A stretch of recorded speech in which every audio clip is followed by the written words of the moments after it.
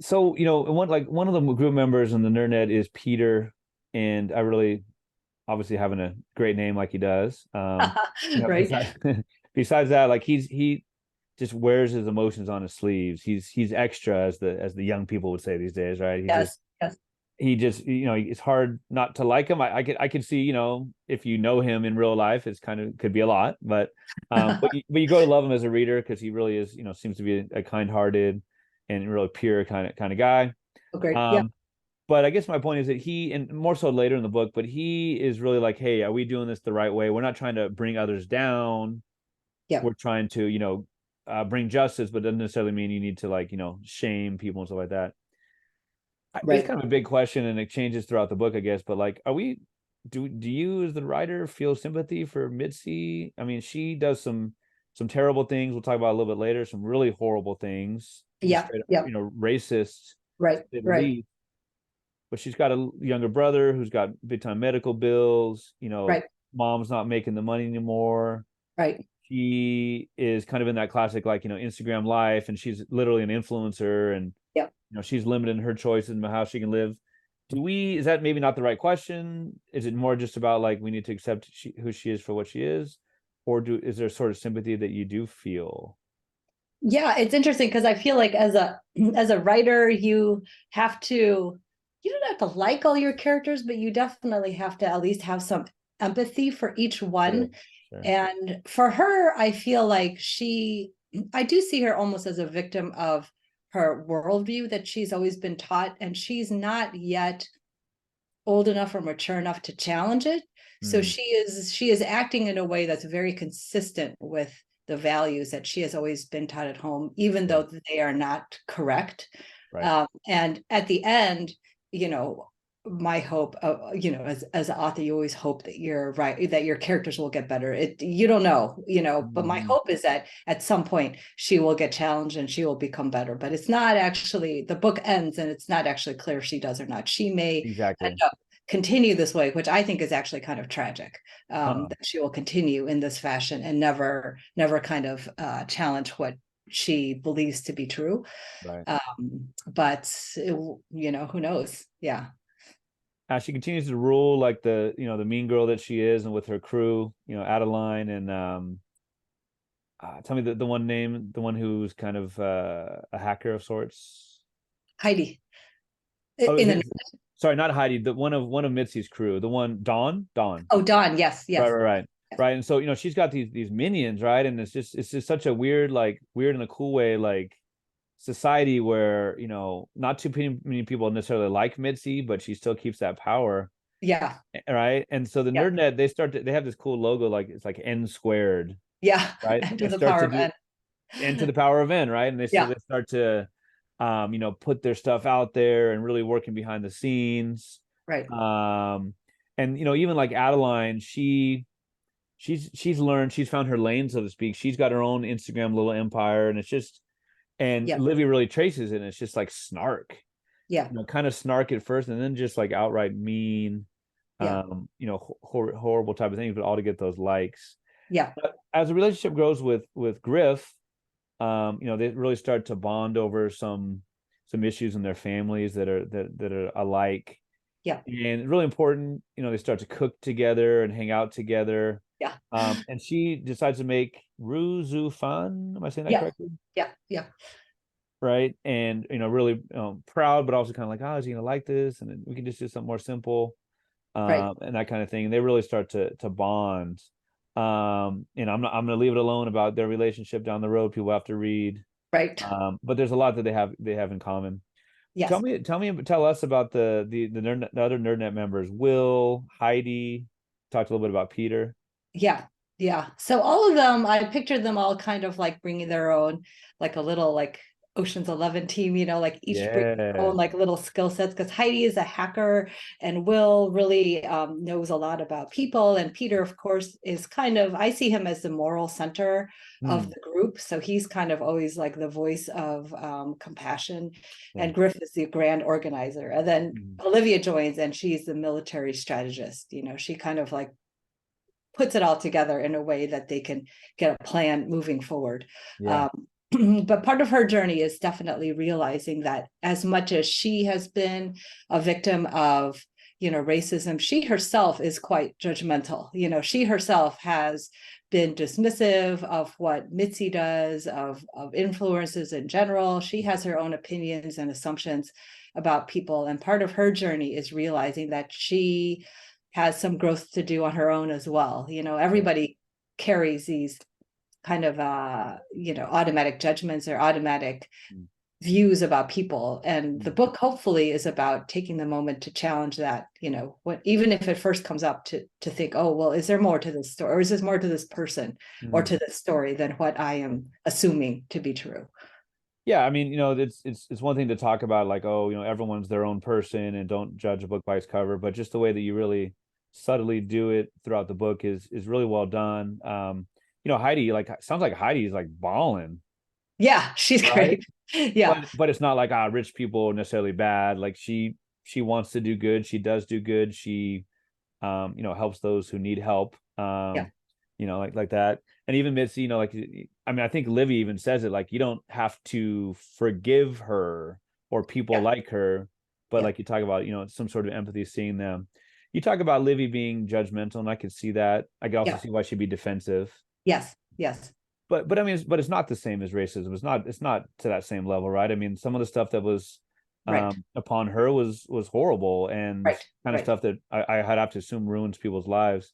I yeah. wonder like how much of the racism is kind of like exists in this bubble that is the book, and how much was you kind of like in the greater like stop, Asian hate, and like how much that was kind of on your mind. Yeah, that was definitely on my mind. And it's very interesting because I actually I wrote this little essay about this because I've been writing this book for 10 years, so Yeah. I had drafted it. I had started drafting it during the Obama administration. It was like a very positive time, like it was a very, seems like a Yes, yes, very, yes. our country was moving towards more inclusion. It seemed like it was becoming more compassionate.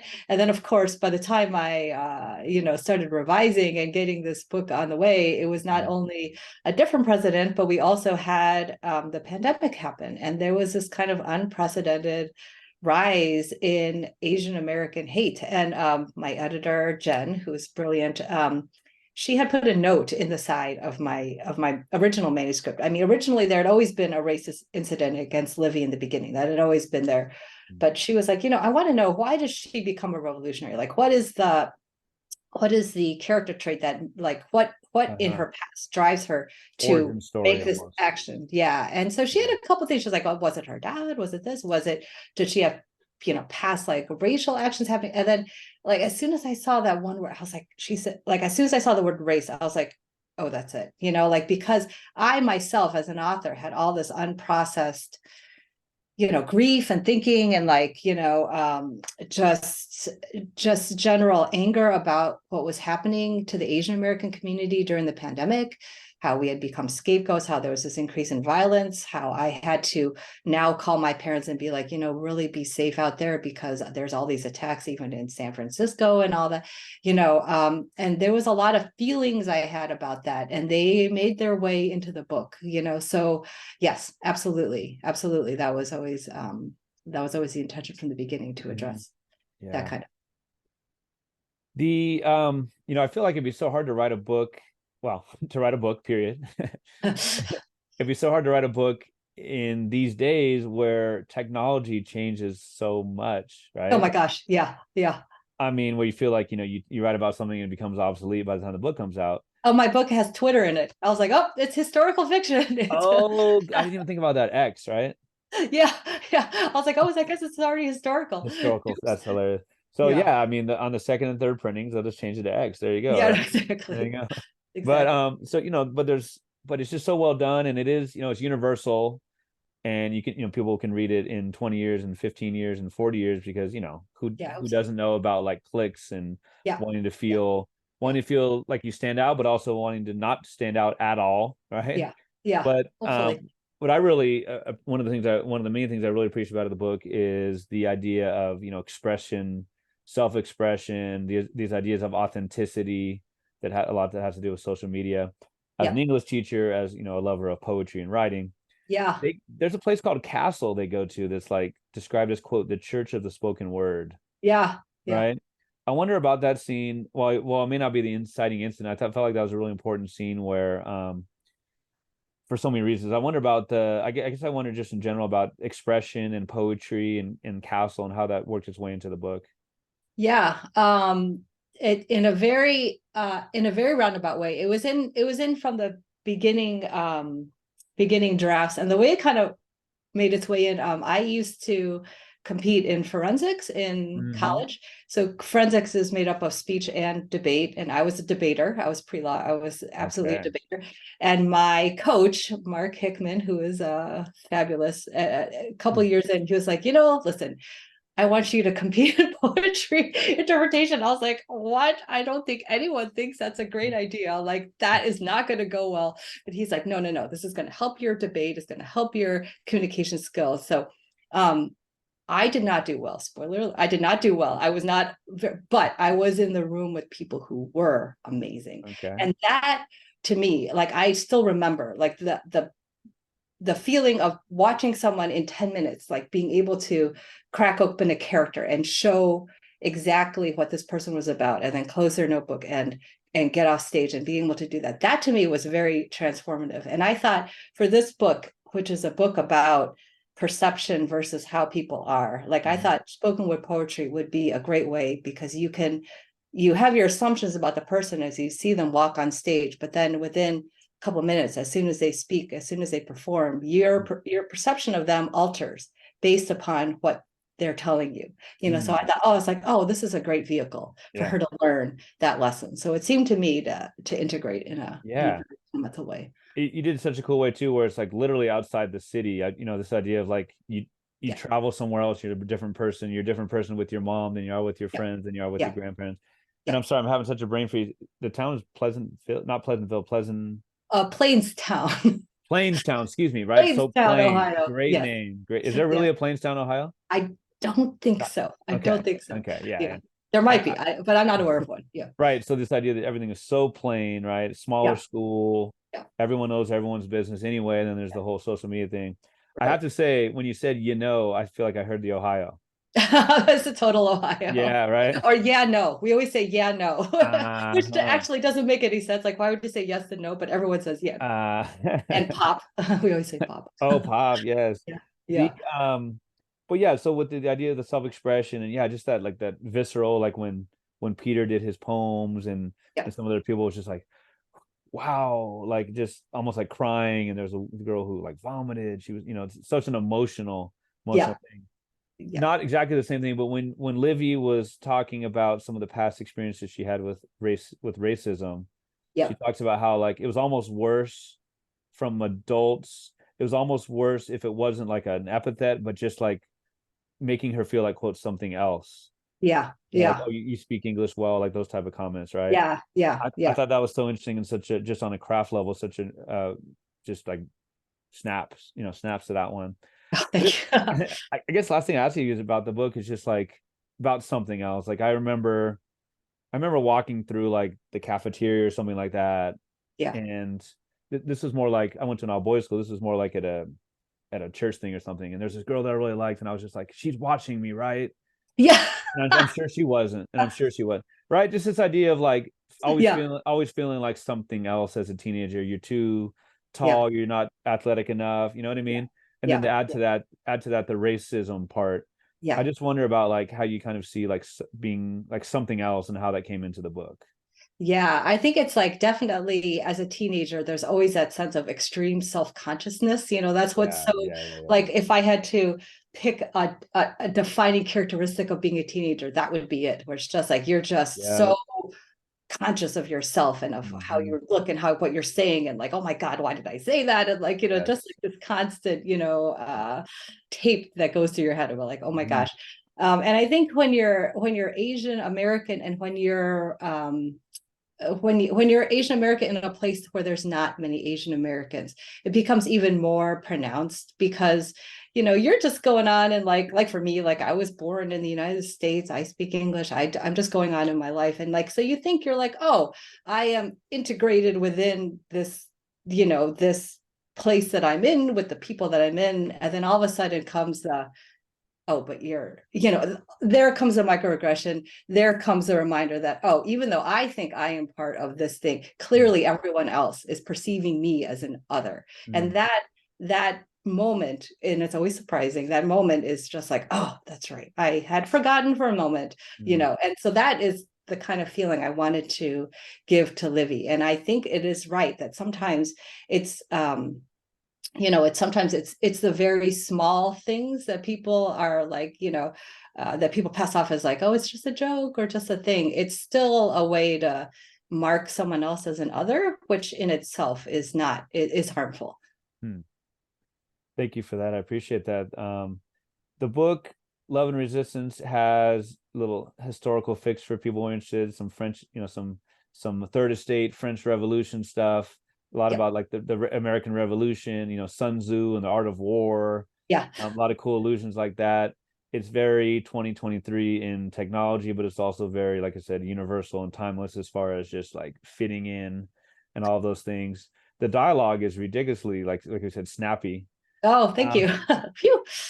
And I appreciate you like giving, like, agency is not the word, but like giving credit to teenagers, like, not dumbing it down. Like they do, especially with all the memes and things they watch and like just their cultural capital, I guess, is like, Totally. right? It's just like through the roof. Oh yeah, absolutely. Absolutely. Yeah. I have a teenager and they're so Oh, smart. exactly. You know better than I mean. Oh, they just get everything. Like you can't underestimate this generation at all. They are Right. so on top of it. Yeah. Except I got a little bone to pick. They all wear those shirts of the bands. They don't know the bands necessarily, but that's all right, right? I know. Maybe your kids do, but No, yeah, no, the pins. I know. right, I right. had to stick it in there because I felt it was a good touch. But yes, I feel like someone at some point would be like, "What's that?" Yeah. What's that? But like I'll have students, they'll be wearing a Metallica shirt or like Nirvana or something. You're like, hey, name one song, or like Public Enemy, name one song. Name one song. It's all right. It's all right. It's a style now. It's a style now. Right. Right. I'm sure there was a big sigh of relief and maybe some tears when you finished the book. So you would be totally justified to just chill and like that's my great contribution to the world. But I wonder if you have any future projects you want to share. I do actually. I have another book coming out next summer. I think it's summer. I don't have the date yet. July 4th? I'm not sure yet. They're going to Okay. tell me probably in this fall. It's called Asking for a Friend. It is another contemporary YA, and it's about a Taiwanese American girl who runs a dating advice column with this boy that she grew up with. He's also Taiwanese American, and she's very sunshine and he's very grumpy. And they have to win this competition by doing this advice column. But it's a lot about, as I talked about before, it's a lot about growing up and having your parents teach you the rules and values of their culture, but that not necessarily applying in the country that you're growing up in. So it's kind of a lot about the diaspora experience, and her choosing what to believe in and how to live her life, basically. So yeah. Asking for a friend. Yeah, Asking for a Friend comes out in summer, also from Quiltree, HarperCollins. Yeah, sometime in the summer. I don't have a date. Yeah. Well, I have a cover, which I can't share, but I love the cover so much. I literally squeaked, like it came in my inbox. I was like, whoa, this is so cute. Yeah, so I love it. Yeah. I wanna know more about, I'm gonna say a little plot. I want to know more about Will and Heidi. I want to know about Griff and Livy, because there's some hookups, there's some kissing, there's some some couples. And they're so I'd love to know more about those characters too, but that Asking for a Friend sounds awesome. Any cool places we should buy Love and Resistance? I went on what I've been calling the Sharpie tour. So I've been signing copies. So in the Bay Area at Books Inc. And Barnes and Noble, select Barnes and Noble, Kepler's in the Peninsula has some signed copies. So Barnes and Noble, El Cerrito, Redwood City, San Bruno, San Mateo. I think San Jose has a couple copies, but they're not signed. And then in New York, I signed some in at the Strand and Barnes and Noble, Union Square, Fifth Avenue, Tribeca, and Atlantic Avenue. But it's also available unsigned online. Target, Walmart, Amazon, obviously the independent booksellers as well, online as well. So all kind of all over the place. Very cool. Are you easy to be found online? Yes, I am. I'm on what was formerly known as X. Twitter, but I'm not on. Actually, I'm not on Twitter that much. But it's Yeah. HL_Kara. I'm mostly on Instagram. Okay. HL_Kara. I am not promising I'm going to TikTok, but I am. I am peaking at TikTok. Same Yeah. HL_Kara, and then I have a website at karahlchen.com. You kind of like taking the tour of TikTok, but you haven't like decided to join the school yet, kind of thing. Terrifies me. Yeah. I don't know. I don't know. Yeah, Yeah. it's very scary. It was so awesome talking to you. Sounds like we're just a couple hours away, fellow Northern Californian. Yeah. Congrats on Love and Resistance. It was a great read. Like I said, I'm gonna definitely get a copy or two from my classroom Oh, library. And thank you. I just started to do like a spotlight, like book of the week, and if not this week, the next. Oh, thank you so much. That's awesome. And it's been great. Thank you so much for having me on your podcast. It's been great. Such a pleasure, and I wish you great luck with the next book and with the 19 books that come after that. Thank you. It'll probably take me like 50 years at the rate that I'm right. That's all right. That's all right. Great talking to you. Right. Yeah. Take Thank you care. so much.